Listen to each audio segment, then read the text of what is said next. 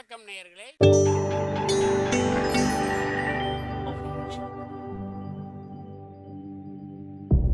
மகிழ்ச்சிக்கோர் தென்கட்சி என்ற அலைவரிசையில்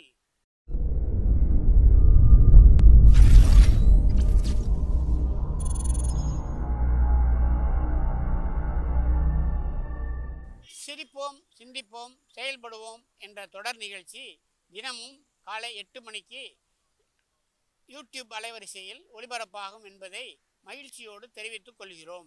நாம் இந்த உலகத்துக்கு வந்து சேர்றதுக்கு முன்னாடி ஒரு இடத்துல கொஞ்ச நாள் தங்கியிருந்தோமே, அந்த இடம் ஞாபகம் இருக்குதா உங்களுக்கு?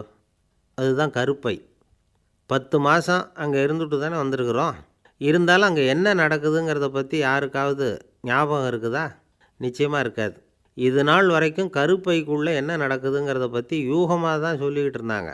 இப்போ இந்த கேளா ஒலி வரைவுகள் மூலமாக அங்கே நடக்கிறதையெல்லாம் விவரமாக புரிஞ்சிக்க முடியுது.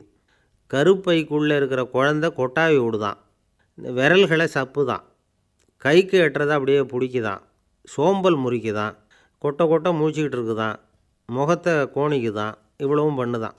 இது எப்படி தெரியுதுங்கிறீங்களா? இவ்வளவையும் ஒரு டெலிவிஷன் திரையில் இப்போ பார்க்க முடியுது.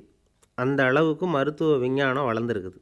கருப்பைக்குள்ளே சிசு ஒரு திரவத்துக்குள்ளே மிதந்துக்கிட்டு இருக்குது.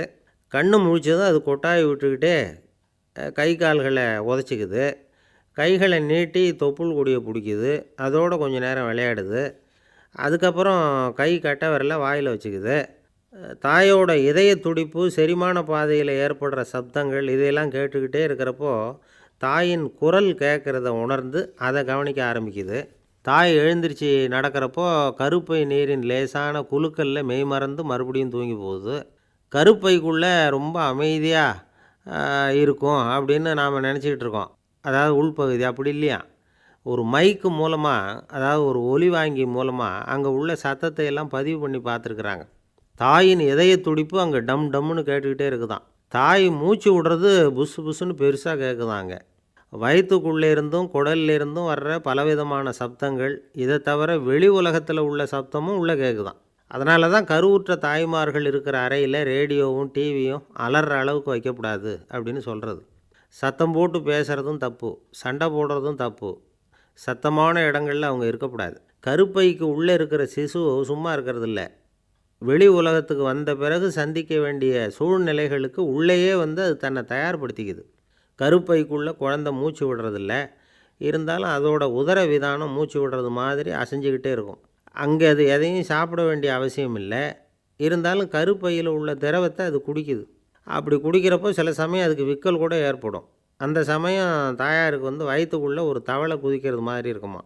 சாதாரணமாக உள்ளே இருக்கிற குழந்தைக்கு பசியோ தாகமோ ஏற்படுறதில்ல. ஆனாலும் தாயார் சாப்பிட்ற ஆகாரத்தில் சத்து பற்றாக்குறை இருந்ததுன்னா குழந்தைக்கும் சத்து பற்றாக்குறை ஏற்படும். ஒரு சிசு கருப்பையில் இருக்கிறப்போ ஒரு குறிப்பிட்ட தாலாட்டு பாட்டை பாடிக்கிட்டே இருந்தால் அது அந்த பாட்டுக்கு தகுந்த மாதிரி கை காலை ஒரு குறிப்பிட்ட வகையில் ஆட்டுறதுக்கு கற்றுக்குதான். குழந்தை பிறந்த பிறகு அதே பாட்டை பாடி அழற குழந்தைய அம்மா அமைதிப்படுத்தி விடலாமா. இது வரைக்கும் சொன்னது மருத்துவர்கள் சொல்கிறது. அவங்க நிறைய இதை பற்றி ஆராய்ச்சியெல்லாம் பண்ணி பார்த்துருக்குறாங்க, பார்த்துட்டு தான் இதையெல்லாம் சொல்கிறாங்க. இப்போ இனிமேல் சொல்ல போகிறது சும்மா ஒரு வேடிக்கைக்காக. அதாவது ஒரு இடத்துல யார் தாலாட்டு பாடுறது நல்லது அப்படிங்கிற விவாதம் வந்தது. தாலாட்டு பாடுறது யார்?